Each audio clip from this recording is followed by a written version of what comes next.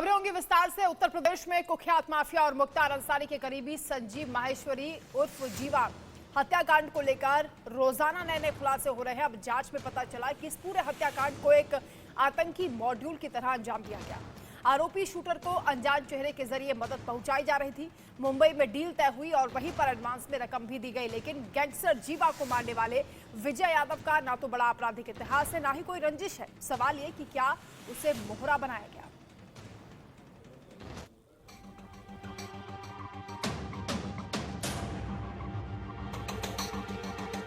Mafia Mukhtar Ansari के करीबी की गोली मारकर हत्या कर दी गई, लेकिन जिस शूटर विजय यादव ने इस हत्याकांड को अंजाम दिया उसका ना तो कोई बड़ा आपराधिक इतिहास है और ना ही संजीव से उसकी कोई सीधे रंजिश। ऐसा लगता है उसे मोहरा बनाकर जीवा को रास्ते से हटाया गया।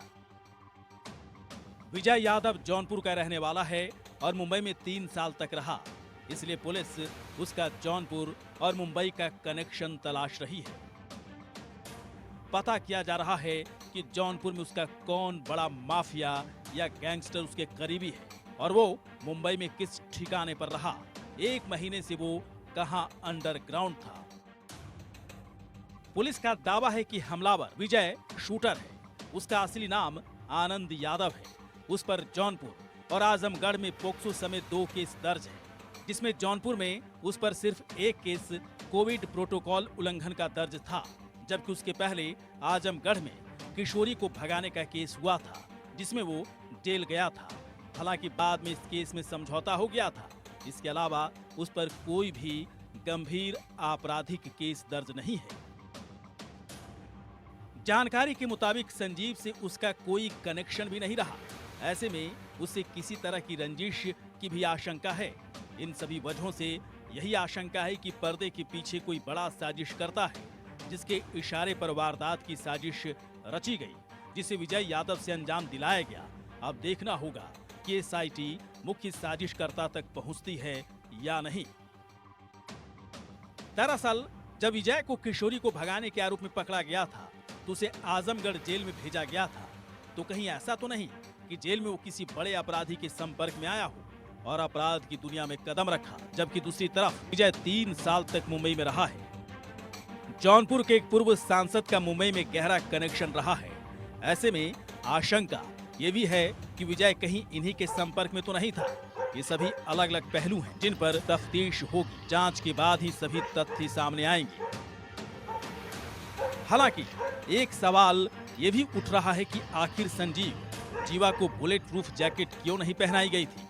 वारदात की जानकारी पर संजीव की बहन मोर्चरी पहुंची तो उन्होंने बताया कि हर पेशी पर संजीव को बुलेट प्रूफ जैकेट पहना कर ले जाया जाता था, लेकिन पिछले 2 बार से उसे जैकेट नहीं पहनाई जा रही थी। उनका आरोप है कि ये साजिश की ओर इशारा करता है। सवाल है कि आखिर ऐसा क्यों किया गया। मुख्तार के 2 सबसे करीबी शूटर थे। ये दोनों हथियारों की डीलिंग भी करते थे, जिसमें मुन्ना बजरंगी और संजीव शामिल थे। ये दोनों ही मुख्तार के मजबूत हाथ थे। मुन्ना पहले ही बागपत जेल में मारा जा चुका है, अब संजीव ही मार दिया गया। पुलिस मुन्ना बजरंगी की हत्या करने वाले सुनील राठी गैंग से कनेक्शन को लेकर भी पड़ताल कर रही है। Bureau report, India news. Mukhtar Ansari, Sunil Rathi और अतीक अहमद, ये तीनों से संपर्क और संबंध जब सामने आ रहे हैं, साजिश का बड़ा खुलासा हो रहा है। मेरे सहयोगी अभिषेक सिंह की एक खास रिपोर्ट आप देखिए। बीतने के बाद भी अभी तक पुलिस के हाथ खाली हैं। संजीव माहेश्वरी जीवा की ताबड़तोड़ गोलियां चलाकर कोर्टरूम के अंदर हत्या कर दी जाती है। 4 दिन बीत चुके हैं। अभी तक जो जानकारी सूत्रों के हवाले से मिल रही है कि शूटर विजय यादव का एक भी फुटेज कोर्टरूम के अंदर से नहीं मिल पाया, ना एंट्री का ना एग्जिट का। ये अनुमान लगाया जा रहा था कि उसके मददगार के रूप में कोई शख्स वहां मौजूद होगा, उसका फुटेज नहीं मिल पाया, क्योंकि जब वो बहराइच से उतरा है यानी केसरबाग बस स्टॉप पर उसका एक फुटेज मिला था। हालांकि वो थोड़ा साफ नहीं था फुटेज, जिसमें एक शख्स से बस से उतरकर हाथ मिलाया जा रहा था और ये माना जा रहा था कि इस फुटेज के क्लियर होने का, हालांकि अभी क्लियर हुआ कि नहीं इस बात की जानकारी नहीं मिल पाई, लेकिन उस क्लियर होने के बाद उस शख्स का स्केच बनाया जाएगा, जिसकी पुलिस मदद ले रही है कई सारे स्केच आर्टिस्ट से, और उस चेहरे को फिर तस्दीक के लिए भेजा जाएगा कि आखिर ये शख्स कौन है। क्योंकि ये वही मददगार है जो उसे यहाँ तक लाया, जिसने उसको रिवॉल्वर मुहैया कराई और जो उसे बाकायदा वकील की ड्रेस भी मुहैया कराकर कोर्ट रूम के अंदर तक ले गया और उसी ने तस्दीक कराई कि ये संजीव माहेश्वरी जीवा, इस पर गोली चलाओ। साथ ही साथ अभी विजय यादव की रिमांड को लेकर ये अपडेट है कि कल यानी सोमवार को उसकी रिमांड होगी। रिमांड को लेकर पुलिस एप्लीकेशन डालेगी रिमांड मजिस्ट्रेट के सामने। 14 दिन की रिमांड मजिस्ट्रेट के सामने एप्लीकेशन होगी।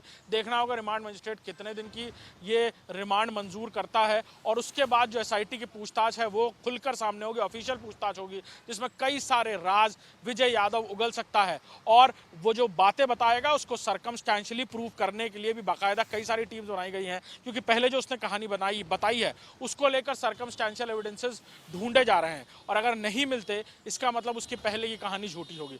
तो बिल्कुल विजय यादव के रिमांड के बाद, पूछताछ के बाद कई खुलासे इस मामले में देखने को मिलेंगे। कैमरामैन अरशद के साथ अभिषेक सिंह, इंडिया न्यूज़, लखनऊ।